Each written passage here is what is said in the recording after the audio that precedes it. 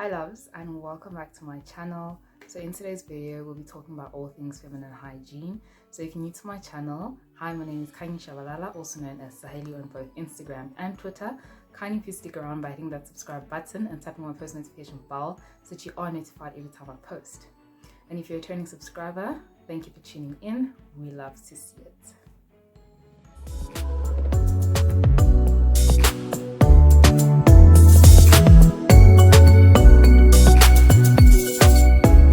Okay, so the very most important thing is to keep your VJ clean. How do we do this?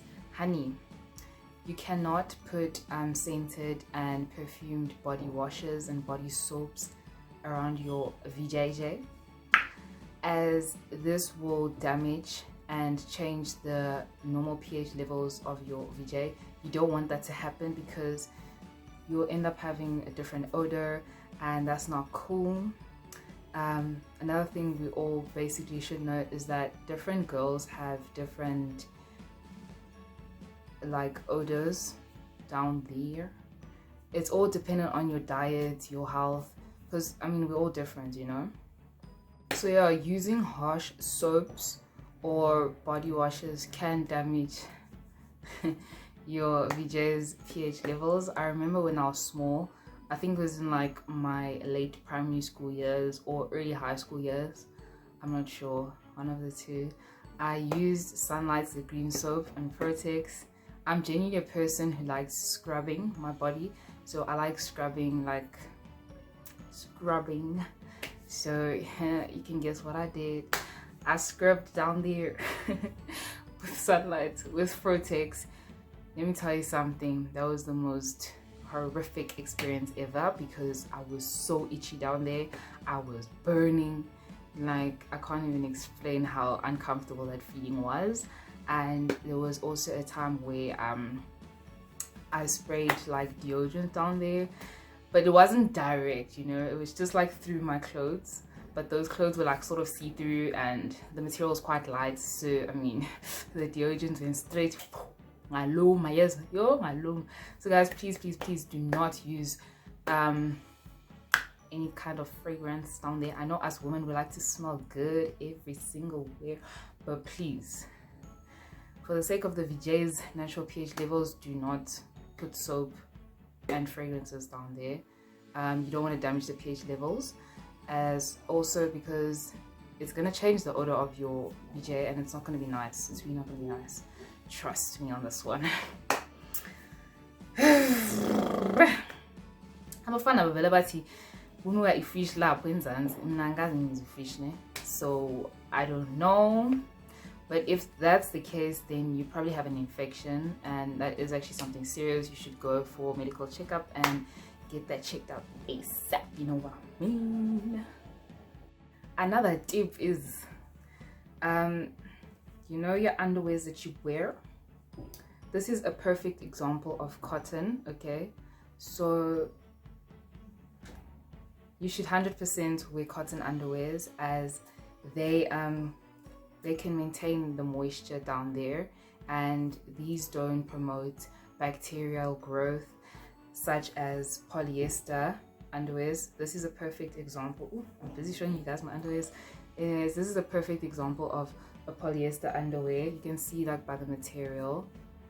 So polyester, silk and satin should not be worn 100% because they can increase bacterial growth and it can cause infections, especially when you start sweating down there. It absorbs the, you know, the moisture, which is not good. Whereas with cotton, it's a more breathable fabric, you feel me? So yeah.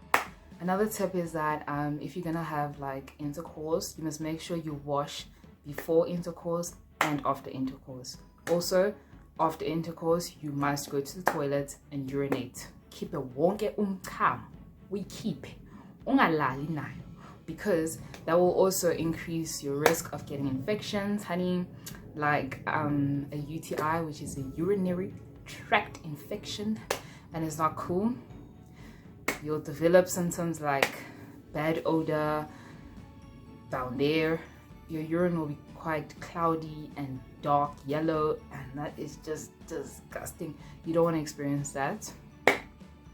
So make sure you drink water, you go to the toilet after intercourse, because that's just unhealthy. Period. Poo. Okay? I don't understand people that don't like drinking water. Please do drink water. It also helps maintain that healthiness down there, okay? Drink your water, honeys. Another thing you can do is when you're washing, which is more preferable, you can just wash your VJ with warm water. Literally, that's all it needs. That's all it needs. Snacks, just use warm water. That's it. Okay? And then you could also, like, if you're taking a soak or before you bath, take a soak in warm water and just add like 2 tablespoons of apple cider vinegar so that it cleans on the inside of the VJJ. And you could also just have it as a drink. 2 tablespoons of apple cider vinegar diluted with water, diluted into water. You feel me? Reusing towels is really not advisable, so if you're gonna use a towel or a washcloth to like wipe your VJ or whatever, or whenever you just finish bathing, make sure you do change it regularly, or you do wash it quite often. You don't want to risk infections, and yeah, you don't want to increase the risk of infections, honey. There we go. Another thing is like, okay, obviously you need to change your pad, tampon or panty liners quite often, as you don't want to sit with one for like a long period of time or for a certain amount of hours. That increases bacterial growth down there and also leads to an infection. And then another thing is you need to make sure that when you're done using the toilet, you wipe your vagina from front to back. Okay, front to back. Hi, back to front. I don't understand people who wipe from front back to front. I don't understand.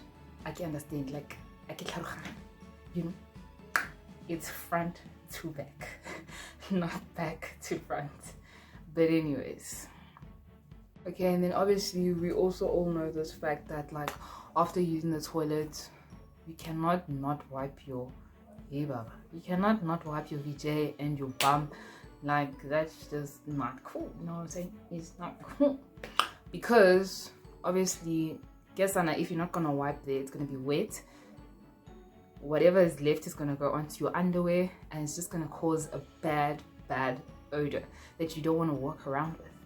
So you must make a sure, you must make a sure we are part tissue or baby wipes and just sula, you know.